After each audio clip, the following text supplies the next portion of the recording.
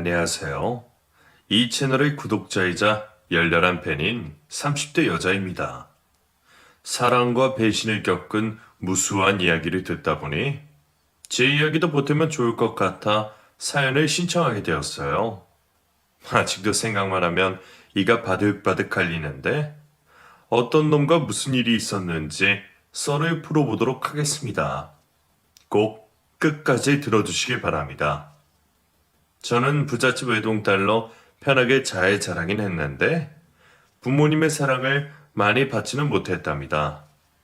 너무 많이 바쁘셔서 함께 보내는 시간이 매우 적었거든요.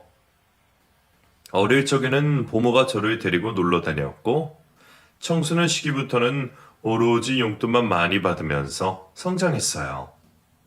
배부른 소리같이 들리긴 하시겠지만 큰 사랑을 받지 못해 행복을 거의 느끼지 못했답니다. 성인이 되어 대학을 갔을 때도 부모님과의 어색함은 사라지지 않았어요. 같이 식사라도 하는 날에는 불편하기까지 했답니다.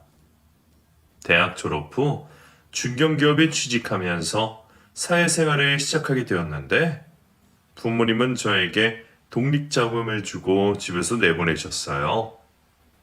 나중에 건물을 물려주고 사업을 시킬 테니 일을 열심히 배우라고 덧붙이면서 말이죠. 그래서 전 꽤 많은 돈을 받고 좋은 아파트에 전세로 들어가 지내며 직장 생활을 시작했답니다. 혼자 사는 게 조금 불편하긴 했지만 부모님과 같이 살 때나 지금이나 외로운 건 똑같았어요. 여하튼 저는 주어진 일을 열심히 성실히 임하며 살았고 남들 다 아는 연애도 하며 평범하게 지냈습니다. 그렇게 5년 동안 홀로 시간을 보내니 어느새 제 나이는 30살이 되었고 슬슬 미래에 대한 걱정이 되기 시작했어요. 아빠는 당신의 건물에 들어와 사업을 도전하라고 했는데 제가 아직 준비가 안 되었다고 거절했고 엄마는 좋은 선자리가 있다며 만나보라고 하셨는데 이건 역시 거절했답니다. 어릴 때부터 부모님이 하라는 대로 하고 살아서 그랬는지 이제는 제 힘으로 모든 걸 이루고 싶었어요. 저는 나름 회사에서 대리로 진급해서 일을 잘한다고 인정받았고 연봉도 적지 않아서 만족하는 인생을 살고 있었습니다. 그러던 어느 날 운명 같은 남자를 만나게 되었어요. 취미로 독서 모임을 들었는데 거기서 저와 읽는 책이 거의 똑같은 남자를 찾았답니다. 저와 동갑이었는데 늦게 대학을 들어가 공부하는 학생이었어요. 저희는 책으로 친해져서 대화를 끊임없이 하는 바람에 눈을 맞게 되었고 아주 깊은 사랑에 빠져서 헤어나오지 못했답니다. 진수가 너 같은 여자가 왜 나를 만나니? 너 회사도 좋은 데 다니고 얼굴도 예쁘잖아. 나 같은 늦가기 대학생이 뭐 볼 게 있다고 좋아해 주는 거야. 무슨 질문이 그래? 성진이 너는 내가 대학생이면 안 만날 거야? 당연히 아니지. 너라는 존재를 사랑하는데 직업이 무슨 상관이겠어? 나도 같은 마음이야. 성진이 네가 대학생이든 모두 상관없어. 그리고 의대를 다니는 네가 나중에 의사가 되면 사모님이 되는 거잖아. 안 그래? 그런가? 그런 날이 빨리 오면 좋겠다. 자기야, 말 나온 김에 우리 결혼할까? 결혼? 진짜로? 그래. 의사가 될 때까지 기다릴 필요가 있겠어? 결혼해서 공부한다고 떨어질 것도 아니잖아. 성진이의 결혼을 하자는 말에 제 가슴이 설레었어요. 그리고 의사가 되고 돈을 벌어서 내 집 마련할 때까지 기다리려면 몇 년이나 더 걸릴 것 같아 결혼하기로 마음 먹었답니다. 그래서 며칠 뒤 저희는 바로 양가 부모님께 인사를 드렸는데 예비 시댁에서는 저를 흡족해 하시며 허락해 주셨지만 친정 부모님은 혀를 차며 반대를 하셨습니다. 아직 대학생이라고? 나이 서른의 학생이 뭐하든 재산이 하나도 없는데 결혼을 하겠다고? 자네 생각이 있는 건가? 내 딸을 부양할 능력이 하나도 없는데 어떻게 결혼을 하겠다고 결심한 건가? 아버님, 제가 아직 학생이긴 하지만 미래는 창창합니다. 의대를 졸업하고 의사 국가고시를 보고 합격하면 30대 중반 전에 자리를 잡을 수 있습니다. 결혼 초 3년 정도만 진숙이가 고생을 하면 볕들날을 볼 거예요. 뭐? 벼틀날? 이보게, 전문의도 아니고 고작 일반인인데 무슨 성공을 한다는 건가? 요즘 발에 치이는 게 일반이들이야. 실력 있는 의사가 될 게 아니면 자네에게 내 딸을 줄 수 없네. 아빠의 완강한 반대에 제가 말문을 열었습니다. 아빠, 저 이 사람 사랑해요. 능력이고 재력이고 다 필요 없다고요. 배부른 소리처럼 들리겠지만 아빠 엄마 덕에 호강하며 자랐지만 행복하지 않았어요. 전 물질적인 것보다 진심 어린 사랑이 고팠단 말이에요. 뭐야? 남들은 돈 없어서 못해본 걸 다 해줬더니 행복하지가 않다고? 우리가 널 얼마나 애지중지하며 키웠는데 그딴 소리를 하는 거야? 아빠는 제 말을 이해하지 못하고 화만 계속 내셨어요. 그래서 입을 다물고 말았죠. 그러자 엄마가 진수가, 이 남자는 안 된다. 조건만 보고 하는 말이 아니야. 우리가 사업을 여러 개 하며 많은 사람을 봐서 눈빛만 봐도 어떤 사람인지 안다고. 라며 성진이를 깎아내렸습니다. 성질이 눈빛이 어떻길래 그런 소리를 해요. 괜히 트집을 잡고 반대할 생각이신가 본데 전 무조건 성진이랑 결혼할 거예요. 나 이렇게 많이 사랑해준 사람은 성진이가 유일하다고요.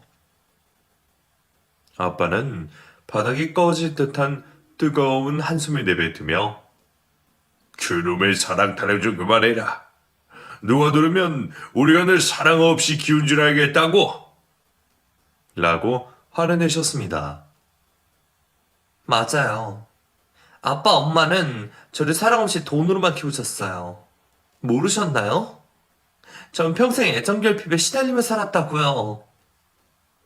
우리가 바쁘니까 많은 시간을 보내지 못한 건 미안하다만 우린 매일 순간 너를 사랑하고 아꼈어. 그러니까 괜한 소리 집어치우고 결혼한다는 말도 집어치워. 부모님은 끝까지 성진이를 반대했고 저는 끝까지 결혼하겠다는 의지를 보여주었습니다. 그러자 아빠는 그렇게 제멋대로 할 거면 나가서 알아서 살라는 막말을 하셨습니다. 그래요. 그냥 나가서 성진이랑 살림 차리고 살게요. 두 분 눈에 보이지 않게 알아서 살 테니 저 찾지 마세요. 부모 자식 간의 연애 끊어버리자고요. 제 말이 끝나기도 전에 아빠가 제 뺨을 내리쳤습니다. 못난 녀석. 남자한테 미쳐서 부부랑 인연을 끊겠다는 말까지 해? 그래. 나가서 알아서 살든지 말든지 마음대로 해. 그래서 전 고개를 숙이고 벌을 서고 있는 성진이의 손을 잡고 친정에서 나와버렸습니다. 그리고 성진이를 데리고 저희 집으로 갔어요. 우리 여기서 같이 살자. 결혼이 별거겠어? 함께 행복하게 살면 그만 아닌가? 진수가, 내가 부족해서 미안하다. 나 때문에 너와 부모님의 갈등 관계가 된 게 미안할 뿐이야. 그런 말 마. 너 때문이 아니라 오랫동안 쌓여왔던 분노가 터진 거야. 그리고 부모님은 네가 아닌 누굴 데려갔어도 마음에 안 든다고 결혼을 반대했을 거야. 내가 더 잘난 놈이었으면 좋았을 텐데.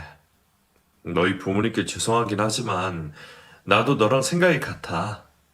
우리끼리 잘 살다 보면 언젠가 허락해 주실 거라 믿어. 오늘부터 여기서 살도록 할게. 그래서 성진이와 결혼식과 혼인신고를 나중에 하기로 하고 제가 사는 전세 아파트에서 살림을 차리고 신혼이 되었답니다. 남편이 된 성진이는 학교와 도서관, 그리고 집만 오가며 다른 곳에 이탈하지 않았습니다. 저를 위해 훌륭한 의사가 되겠노라 다짐했기 때문에 공부만 하며 지냈어요. 저는 직장을 다니며 생계를 유지하고 남편의 뒷바라지를 했습니다. 매일 새벽에 일어나 도시락을 2개나 싸주었고 용돈도 두둑하게 주었어요.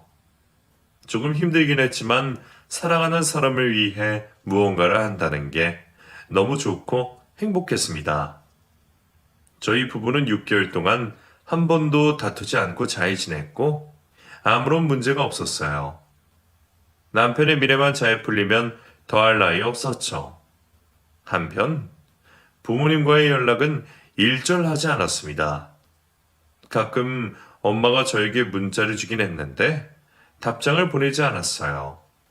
문자 내용이 빨리 남편과 헤어지라는 말뿐이었으니 연락하고 싶은 마음이 전혀 생기질 않더라고요. 물론 평생 안 보고 살 건 아니지만 지금 당장은 남편과 둘이 행복한 게 우선이어서 훗날 남편이 잘 되면 찾아뵐 생각이었습니다. 그렇게 잘 살고 있는 와중에 대학생 남편과 살다 보니 문제가 생기기 시작했어요. 자기야, 이거 뭐야? 대출 미납금이라고 편물이 날아왔어. 아, 이거 학자금 대출한 거야. 너도 알다시피 우리 집이 좀 못 살잖아. 그래서 1학년 때부터 줄곧 대출을 받아서 학교를 다니고 있었어. 틈틈이 알바를 해서 이자만 겨우 갚아나갔는데 이번 달에는 공부하느라 여념이 없어서 알바를 한번 못했네. 저는 우편물을 뜯고 안에 적혀있는 대출 금액을 보고 놀랐습니다. 3천만 원? 등록금이 이렇게 비싸? 의대가 한 학기에 1,000만 원 정도 하거든. 거기에다 책값이랑 뭐다 해서 나가는 돈을 더하면 어마어마하게 큰 돈이 들어. 그래도 1,000만 원은 알바로 갚은 거야. 자기야, 공부하는 사람이 어떻게 알바해서 이걸 다 갚아? 천천히 갚아도 돼. 졸업하고 의사가 되면 갚으면 돼. 그런데 다음 학기에 낼 등록금이 걱정이야. 은행 대출은 이제 더 이상 안 된다고 하더라고. 2금융, 3금융 알아보고 안 되면 휴학해야 할 것 같아. 뭐? 휴학은 안 돼. 자기가 빨리 의사가 되려면 학업을 멈추면 안 된다고. 그럼 어떡하지? 난 담보도 없어서 추가 대출이 어려울 텐데. 저는 남편의 상황을 해결해주고 싶었습니다. 그래서 제가 그동안 모아왔던 돈으로 남편의 학자금 대출금과 2학기 등록금으로 주었어요. 물론 남편은 한사코 거절하면서 자기 힘으로 해결하겠다고 했죠. 됐어, 무조건 받아. 나중에 자기가 의사가 되면 다 갚으면 되잖아. 이거 참 못난 모습 보여줘서 미안하네. 자기야, 염치 없지만 잘 받을게. 그리고 꼭 의사로 성공해서 다 갚아주고 호강시켜줄게. 고맙고 사랑해. 에이그, 알면 공부나 열심히 해. 부족한 거 있으면 언제든 말하고. 그래서 남편은 돈 걱정 없이 공부만 할 수 있었습니다. 이듬해 4학년에 올라간 남편은 공부하는 시간을 늘려서 얼굴 보기가 힘들어졌어요.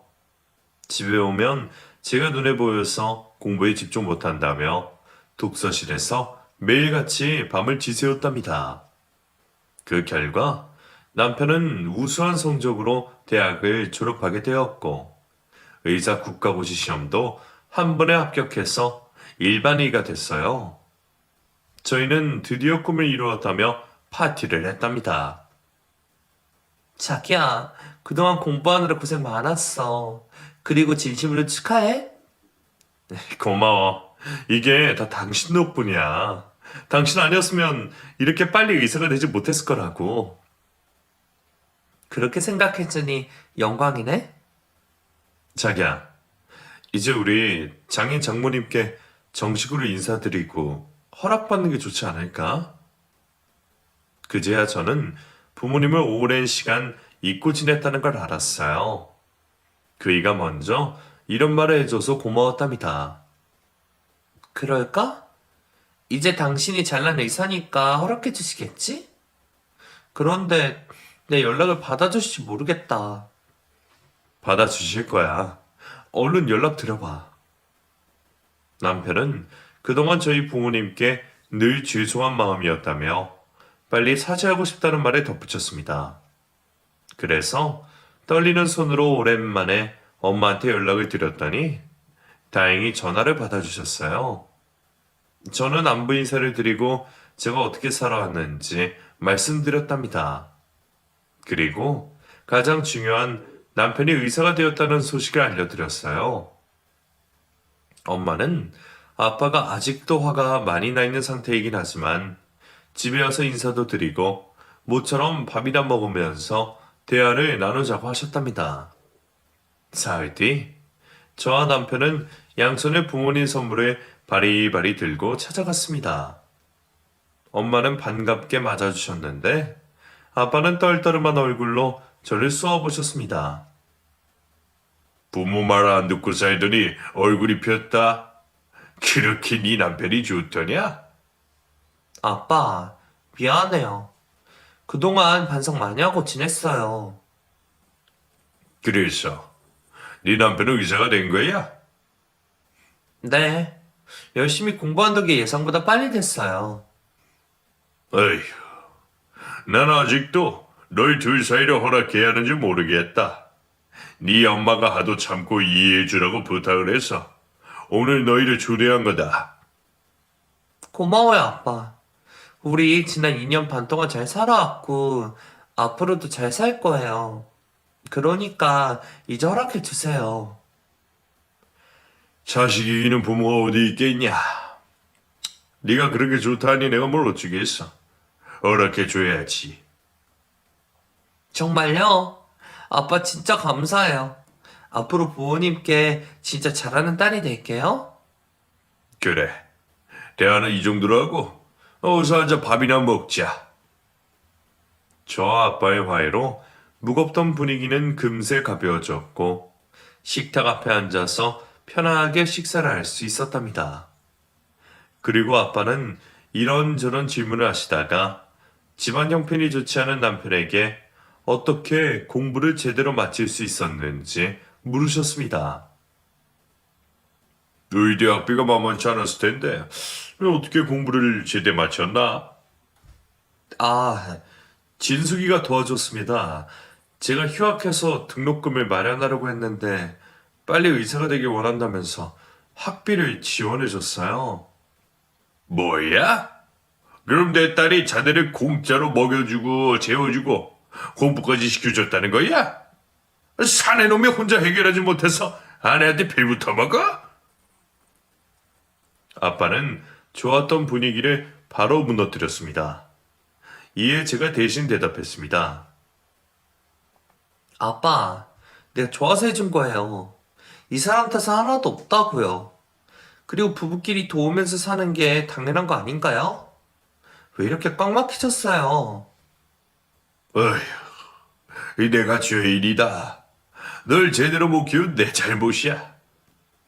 아빠, 그만 좀 화내시고, 이제 그만 축하 좀 해주시고 좋게 봐주시면 안 돼요? 우리 잘 지내고 있는 거 안 보이세요? 그러자 엄마가 옆에서 거들어 주셨습니다. 맞아요, 여보. 과정이 어찌 되었든 간에 지금 둘이 행복하게 잘 살고 있으니 그만 화내고 인정해 줍시다. 알았어. 당신까지 마음이 넘어갔으니 내가 별 수 있겠어? 두 사람 결혼식 올리도록 해. 정말요? 고마워요, 아빠. 내 꿈이 아빠 손을 잡고 신부 입장을 하는 거였는데 드디어 꿈을 이루게 됐네요. 이빠른 소리 하기는. 그렇게 네 서방이 좋으냐? 네, 너무너무 좋아요. 그렇게 아빠의 마음이 열려서 다행이었어요. 이제 무사히 인사만 드리고 친정에서 나와 결혼 준비를 하면 될 일이었죠. 그런데 제 남편이 뜬금없이 할 말이 있다며 부모님 앞에 무릎을 꿇었습니다. 아버님, 어머님, 결혼 허락해 주셔서 감사합니다.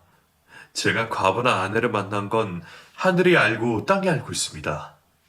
진심으로 감사합니다. 알면 됐네. 할 말이 그게 다인가? 이 싱거운 녀석. 그만 일어나게. 아니요, 아버님. 제가 드린 말씀은 저한테 투자 좀 해주시면 안 되겠습니까? 개인 병원을 차려주시면 감사하겠습니다. 저는 갑작스러운 남편의 말에 놀라고 말았습니다. 상상도 못했던 개인 병원 이야기를 하는데 매우 난감하더라고요. 부모님 역시 당황한 표정을 지으시며 말문을 쉽게 열지 못하셨습니다. 아버님, 진숙이한테 큰 도움 받은 거 살면서 다 갚겠습니다. 그런데 이왕이면 제 능력을 실컷 펼칠 수 있도록 개인 병원이 있으면 제대로 갚아주며 살 수 있을 것 같아요. 부디 제 부탁을 들어주셨으면 좋겠습니다. 자네, 야망이 아주 크구만. 처음부터 이럴 계획으로 내 딸과 삶을 차린 거지. 겉으로는 내 딸을 위해서라고 말하지만 내 눈에는 자네 뱃속에 눈구렁이가 수십만회가 있는 거로 보여. 아버님, 저는 진숙이를 돈으로 보고 선택한 게 아닙니다. 진심으로 사랑하기 때문에 결혼할 마음을 가진 거라고요. 눈구렁이가 보이신 날에 아버님이 잘못 생각하신 겁니다. 시커먼 속이 다 보이는데 끝까지 내 딸을 팔겠다? 다시 생각하니 자네를 받아주지 못하겠네. 자네는 진숙이가 쓸모없어지면 바로 버릴 놈이 분명해. 저는 남편의 편을 쉽게 들 수 없어서 가만히 입을 닫고 있었습니다. 그리고 아빠의 호통에 엄마 역시 화를 내시면서 말씀하셨어요. 의사 면허 따자마자 개인 병원을 차려달라고? 내 딸한테 기생해서 무사히 공부를 마친 주제에 그따위 소리를 하나? 의사가 되니까 눈에 뵈는 게 없나? 왜? 다른 의사들처럼 열쇠 3개를 받아먹을 계획이야? 어머님, 그게 아니라 저는 진숙이가 더 잘 살고 싶어서 부탁의 말씀을 드린 겁니다. 두 분이 불쾌하셨다면 사과드리겠습니다. 사과 가지고 안 되네. 내가 지난번에도 말했지만 우린 사람을 딱 보면 어떤 놈인지 대번 알아본다고. 자네는 아무래도 내 딸을 이용하려고만 한 일물이야. 더 말할 거 없다. 너희를 허락한다는 말은 취소야. 그래서 제가 남편 대신 대답했습니다. 엄마, 아빠. 제 남편이 저랑 더 잘 살려고 부탁한 거잖아요. 그리고 두 분이 불쾌하셔서 사과도 드렸고요. 그러니까 고정하시고 결혼식은 진행하도록 해요. 네? 이거사, 정신 차려. 이놈들 이용하려고 하는 거야. 남자 신데렐라가 되려고 하는 거라고. 우리가 이런 놈을 처음 보는 것 같아? 나중에 본성이 나오면 네 인생이 처참해질 거야. 그러니까 당장 헤어져. 엄마, 말씀이 너무 심하시잖아요. 우리 집안이 부자니까 개인 병원을 차려달라고 부탁을 할 수도 있는 거 아니에요? 그 한마디 가지고 본성이 어떻다고 판단하는 건 심하셨어요. 그러자 부모님은 자리에서 일어나며 제 남편을 등 떠밀며 내쫓으셨고 저는 나가지 말라고 하셨습니다. 이거 놓으세요. 두 분이 좀 달라졌나 싶어서 찾아왔는데 예전 모습 그대로네요. 진수가 나가지 마. 저런 놈하고 계속 살다간 네 인생이 엉망진창이 될 거라고. 엄마 말 믿어. 하지만 저는 엄마 말씀이 귀에 들어오지 않았고 밖에서 기다리는 남편에게 빨리 나갈 생각뿐이었답니다. 결국 부모님은 저를 포기하듯 놓아주셨고 다시 전처럼 연락을 끊고 지내게 되었습니다. 남편은 종합의원에서 내과 의사로 일하게 되었는데 생각보다 일이 바빴어요. 노인들이 줄을 서는 병원인데다 빨간 글씨에도 출근하는 날이 많았답니다. 그래서 저는 병원을 옮기는 게 어떠냐고 제안했어요. 자기야, 매번 주말에도 출근해야 해? 나랑 못다한 데이트는 언제 할 수 있는 거야? 의사는 원래 여유 있는 직업 아닌가? 그냥 병원을 옮기는 게 어때? 내가 들어갈 수 있는 병원이 이런 데밖에 없어. 전문의가 아니라 대학병원이나 이름 있는 병원에는 들어가기 힘들다고. 개인 병원을 차릴 때까지는 이러고 살아야 하니까 데이트하자니 놀아달라느니 이런 말은 참아. 알았어. 할 수 없지. 그렇게 남편은 계속해서 바쁜 나날을 보내며 집에만 오면 쓰러지듯 잠에 들었습니다. 옆에서 보기가 너무 안쓰러워 내조에 더 신경 쓰기로 결심했답니다. 저는 자주 보양식을 해주기도 했고 시간 날 때마다 도시락을 싸서 병원 앞으로 찾아갔어요. 자기야, 여기야, 여기. 왜 또 왔어? 내가 병원 앞으로는 오지 말라고 했잖아. 마누라가 남편 도시락 싸다 주는 게 어때서 눈치를 보고 그래? 당연히 눈치가 보이지. 여기 다닌 지 아직 몇 달밖에 안 됐잖아. 자리를 오래 비우면 좋아하지 않는다고. 오래 안 잡을 테니까 걱정하지 마. 저기 공원 가서 밥 먹자. 내가 맛있는 닭백숙을 사왔다. 보온통에 담아서 아직 따뜻해. 백숙? 그거 먹는데 오래 걸리잖아. 당신은 생각이 없는 거니? 무슨 말을 그렇게 해? 난 당신을 위해 정성스럽게 준비해서 한달음에 달려왔다고. 알았어. 빨리 먹고 가. 남편은 일이 힘들었는지 이렇게 자주 짜증을 냈습니다.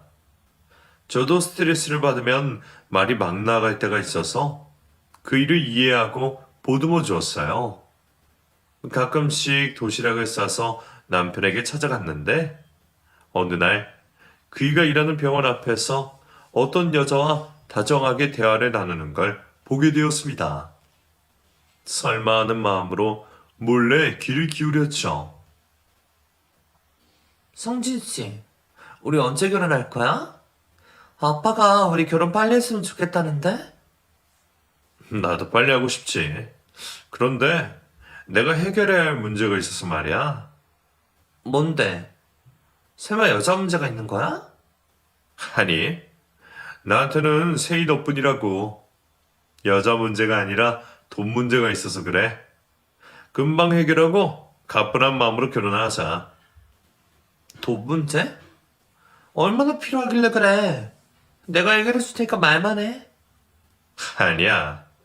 장인어른이 개인 병원까지 차려주신다는데 이런 사소한 것까지 도움을 받을 순 없지. 별로 크지 않은 문제니까 곧 해결하고 정식으로 세이 너한테 프로포즈 하도록 할게. 프로포즈? 아이, 몰라. 대신 해주는 김에 제대로 감동시켜줘야 해? 당연하지. 내 심장을 바쳐서 자기 눈에 감동의 눈물이 흐르게 해줄 거야. 둘의 대화를 엿듣고 있던 저는 도시락을 바닥에 떨어뜨리고 말았고 다리에 힘이 풀려 주저앉았습니다. 이윽고 상간녀가 병원 안으로 들어가자 저를 발견한 남편이 다가왔습니다. 뭐야 당신? 언제 온 거야? 나쁜 놈. 뭐라는 거야? 당신 내가 병원 앞에 찾아오지 말라 했지? 왜 이렇게 내 숨통을 조이고 그러냐?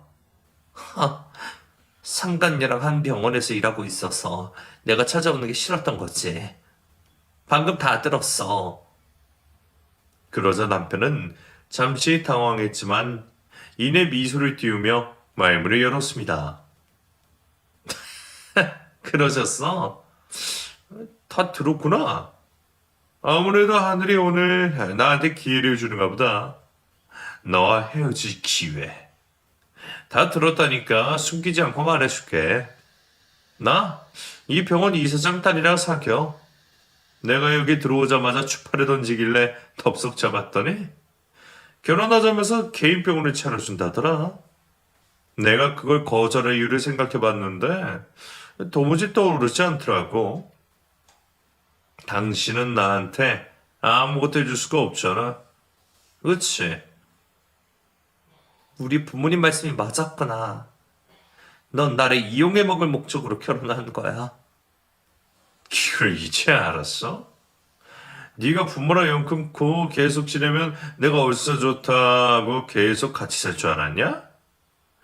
네가 내 인생의 기회인 줄 알았는데 썩은 동아줄이더라고. 그래서 튼씨라고 짱짱한 동아줄을 새로 잡은 거야. 나쁜 놈. 내가 이대로 가만히 있을 것 같아? 상간녀한테 네가 유부남이라는 거 밝히고 병원에서 쫓겨나게 해줄 거야. 니까 진짜 뭔데 내 앞길을 막아? 그리고 내가 왜 유부남이야?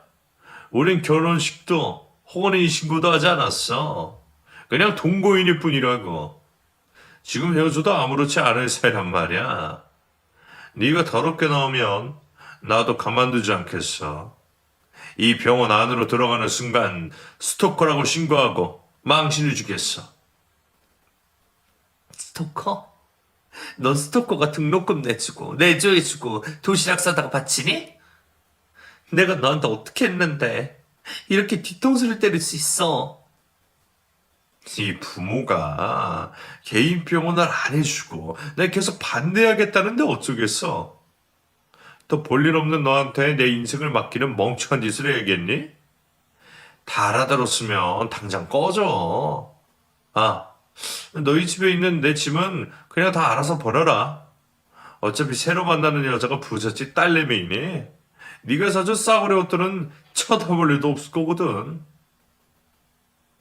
남편은 그렇게 비웃으며 병원으로 들어갔고 저는 당장 병원 안으로 들어가 복수를 하려고 했지만 몸이 얼어버려서 그 자리에 계속 주저앉아 있었답니다. 그 순간 부모님을 원망한 제 자신이 너무 밉고 증오스러워서 스스로 뺨을 때리기도 했어요.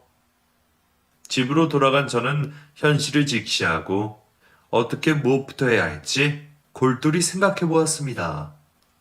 그런데 남편 짐을 정리하는 것보다 복수를 해주는 게 우선이라는 판단이 들어서 정신을 차리고 부모님을 찾아가기로 했어요. 비록 오랜 시간을 불효했지만 도움의 손길을 내밀 곳이 부모님밖에 없어서 염치불구하고 친정으로 갔답니다. 네가 여기 웬일이냐? 애비 가슴에 대못을 받고 나가더니 뭐 아쉬운 게 있어서 찾아온 거냐? 아빠, 죄송해요. 아이고, 들어와서 이야기하자, 이 화상가.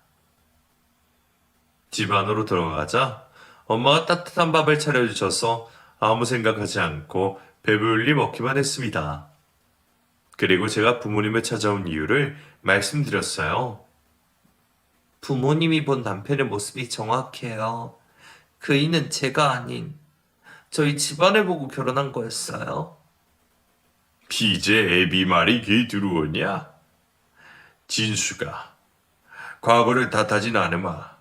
대신 앞으로 네 인생을 좀 제대로 살았으면 좋겠다.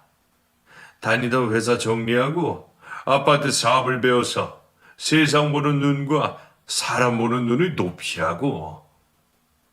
네, 그렇게 할게요. 저는 제가 똑똑하고 잘난 줄 알았는데 전혀 아니었어요. 저는 엄마 아빠 보란 듯이 혼자 잘할 수 있다는 걸 보여주고 싶었어요. 두 분의 도움 없이 제 인생을 잘 살 수 있다는 걸 말이죠. 그 애정 결핍 때문이냐? 변명처럼 들리겠지만 아빠 엄마도 부모가 처음이라 서툴렀던 것 같다.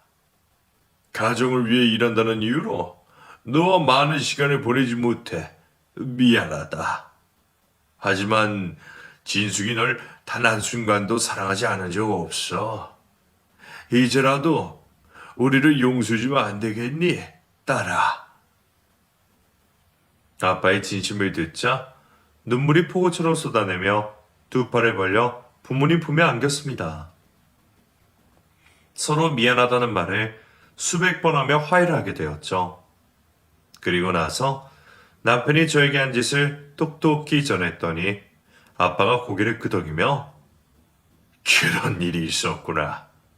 관상은 과학이라더니 딱 그런 짓을 저지른 놈으로 보인다. 라고 말씀하셨고 엄마는 우리가 그놈한테 개인병원 차려줬으면 진숙이 네가 평생 속고 살 뻔했네. 라고 하셨습니다. 아빠는 남편이 일하는 병원이 어디냐고 물으셨고 저는 위치와 병원 이름을 알려드렸답니다. 그러자 아빠는 손뼉을 치며 그 자식이 일하는 병원이 거기였어? 그리고 바람난 여자가 그 병원 이사장 딸이라고? 이거 참 세상 좁네. 일이 재밌게 돌아가겠어. 라고 박장대소 하셨습니다. 저는 무슨 말씀을 하시는 건지 몰라 고개만 갸우뚱거렸네요. 아빠는 당신이 다 알아서 해준다며 저에게 편하게 쉬고 있으라고 하셨고 여기저기 전화를 돌리기 시작하셨습니다. 그러더니 외출을 하셔서 누군가를 만나러 가셨답니다. 저는 많이 울었더니 몸에 힘이 빠져서 이틀을 꼬박 잠만 잤어요. 늦은 오후에 배가 고파서 깨자 엄마가 차려주신 밥을 또다시 맛보았죠. 생각해보니 어릴 적에도 부모님은 바쁜 와중에도 항상 밥은 차려주시고 나가셨어요. 그 감사함을 34살에 깨달았으니 정말 철딱선이 없기 짝이 없네요. 이튿날 아빠가 모든 준비가 되었다는 말씀을 하시며 엄마와 저를 남편이 일하는 병원으로 데려가셨습니다. 어떤 작전을 세우셨는지 한마디도 해주시지 않아서 궁금함을 안고 따라갔답니다. 이윽고 그이가 있는 종합의원에 도착해 안으로 들어갔어요. 1층 로비에는 수십 명의 환자들이 수납을 하려고 대기를 하고 있더군요. 여기 앉자. 조금 있으면 재밌는 구경할 수 있을 거야. 아빠, 도대체 무슨 일을 꾸미신 거예요? 그 자식 진료실에 쳐들어가는 거 아니었어요? 그런 원시적인 방법은 재미없잖아. 진숙이 넌 앉아서 구경이나 해라. 그럼 바로 시작해야겠다. 아빠는 누군가에게 전화를 걸어서 시작하라는 말씀만 하시고 끊으셨습니다. 잠시 후 병원 천장에 달려있는 전광판에서 남편의 사진이 등장했어요. 그리고 스피커에서 녹음된 아빠의 목소리가 들려왔답니다. 지금 보고 계신 의사는 여기 종합의원 내과에서 진료를 하고 있는 박성진 의사입니다. 이 의사에게 진료받으신 분들 많으시죠? 그런데 박성진 의사가 어떤 사람인지 알고 진료를 받으셔야 할 것 같아 이렇게 전광판을 이용하게 되었습니다. 보시고 있는 이 의사놈은 제 딸에게 빌붙어서 의대 학비를 지원받았고 생활비, 용돈까지 받아가며 의사가 되었어요. 그렇게 제 딸이 뼈 빠지게 일해서 의사를 만들었더니 저를 찾아와 개인 병원을 차려달라고 요구하더군요. 저는 이를 거절하고 호통을 쳤답니다. 그랬더니 이놈이 이 종합의원의 이사장 딸과 바람을 피우기 시작했어요. 물론 목적은 돈이었습니다. 자기 개인 병원을 차려줄 여자를 꼬신 거죠. 박성진 의사는 제 딸과 결혼식도 혼인신고도 하지 않아 총각 행사를 하며 쉽게 바람을 피웠답니다. 환자 여러분, 의사, 간호사 여러분, 이런 인간이 의사로서 자격이 있는 건가요? 저는 아무리 생각해도 이런 더러운 놈에게서 진료를 받으실 여러분이 걱정돼요. 가만히 있을 수 없었습니다. 제가 잘못 생각했다면 그냥 박성진 의사에게 진료를 받으시고 그게 아니라면 다 같이 몰아냅시다. 아빠의 목소리가 스피커에서 그치자 언제 나타나는지 모르는 남편이 아빠의 멱살을 잡았습니다.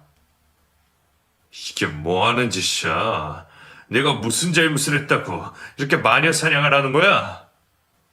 뭐? 마녀 사냥? 야 이놈아, 네가 한 짓이 얼마나 사악한지 아직도 모르는 거냐? 그리고 내 딸 눈에서 눈물 나게 했으니 이 정도는 해줘야 아빠라고 할 수 있지 않겠냐? 지 노인네가 단단히 미쳤군. 남편이 주먹을 휘두르려 가자 덩치 큰 환자 하나가 남편을 잡고 내동댕이를 쳤습니다. 그리고 수십 명의 환자들과 보호자들이 주머니와 가방에 있던 소지품을 남편에게 집어던지며 온갖 욕을 퍼부었답니다. 그만들 하세요. 고소당하기 싫으면 당장 그만두라고.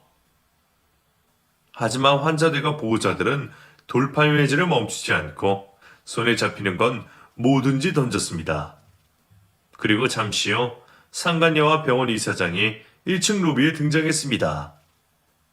너 이 자식, 유부남집에 총각 행세하고 날 꼬셔? 너 같은 놈은 내가 약이야. 상간녀는 짝짝 소리를 시원하게 내주며 따귀를 내려쳤습니다. 그리고 옆에 있던 이사장이 고소장을 남편에게 집어던졌어요. 네가 내 딸을 속인 것도 모자라 내 친구 딸에게도 씻을 수 없는 상처를 줬지. 뿐만 아니라 내 병원의 명의를 실추시켰으니 그만한 대가를 받아야겠다. 고소장은 총 3장이었습니다. 병원은 이사장님과 상간녀, 그리고 제 이름이 적힌 고소장이었습니다. 한 장은 저와 사실혼 관계였기 때문에 외도로 인한 위자료를 청구했고, 다른 한 장은 상간녀에게 총각 행사하며 결혼해서 이득을 취하려 했기 때문에 사기죄로 고소장을 받았어요. 마지막 장은 병원 이미지를 실추한 명예훼손죄가 적힌 고소장이었고요.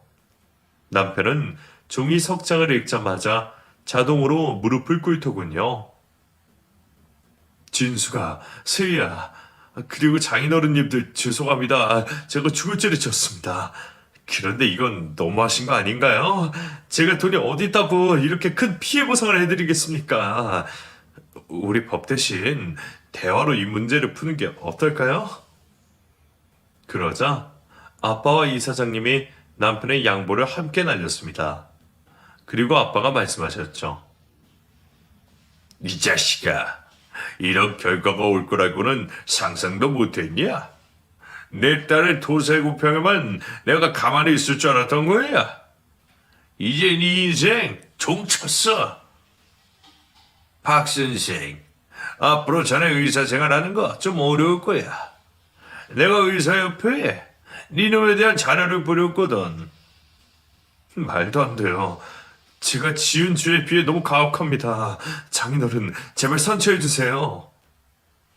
누가 네 장인이야? 넌 의사도 아니고 돈도 버는 사기꾼 놈일 뿐이라고. 남편은 모든 걸 체념했는지 무릎을 꿇은 채로 오열하기 시작했습니다. 하지만 누구 하나 그 일을 공감해주지 않았어요. 환자들은 또다시 소지품을 집어던지며 병원 밖으로 꺼지라고 소리쳤습니다. 결국 남편은 의사 가운을 입은 채 병원 밖으로 나가게 되었어요. 그리고 몇 주 뒤 법원에서 다시 만나게 되었는데 피죽도 못 먹었는지 삐쩍 말라서 왔답니다. 꼴 좋다. 어때 기분이? 진수가 미안해. 내가 잘못했어. 알면 벌 받으면서 살아. 위자료 다 손해배상이다 해서 갚아야 했더니 산더미니까 개고생하면서 살아보라고. 진수가 부탁이 하나 있는데 위자료 좀 깎아주면 안 되겠니? 뭐? 이 자식이 아직도 정신에 덜 차렸네. 법원 아니라 따기 대신 몰래 뾰족구두로 정강의 안대를 때려주었습니다. 진짜 너무드래. 난 그냥 꿈을 쫓은 것뿐인데 이렇게 사람 인생을 망치다니. 네가 내 인생 망친 거 생각 안 해? 너한테 쏟은 시간과 돈, 그리고 사랑. 네 거짓에 놀아난 내가 불쌍하지도 않아? 또 그 소리네. 진수가 너랑 나랑 어차피 안 될 사이였어. 너희 부모님이 계속 반대하는데 어떻게 평생을 살겠냐? 역시 사람은 고쳐 쓰는 게 아니라더니. 그냥 시궁창에 처박혀 살아봐라. 어쩌면 조금 나아질지도 모르겠네. 그리고 저희 재판 차례가 와서 법정으로 들어가게 되었는데 판사님은 예상대로 남편의 모든 죄를 인정하고 피해 보상을 선고했답니다. 저는 그동안 남편에게 드린 돈과 정신적 피해 보상금까지 톡톡히 받게 되었고 상간녀와 이사장님도 많은 금액을 받게 되었어요. 남편은 대출을 여기저기서 받았는데 한참 돈이 모자라 사채까지 빌려서 보상하게 되었어요. 그래도 의사라는 직업 때문에 돈을 충당할 수 있었습니다. 병원 이사장님이 손을 써 놓아서 남편은 수도권과 각 지역의 병원에는 취직이 어려웠습니다. 돌고 돌아 들어가게 된 곳이 섬마을에 있는 종합의원이었어요.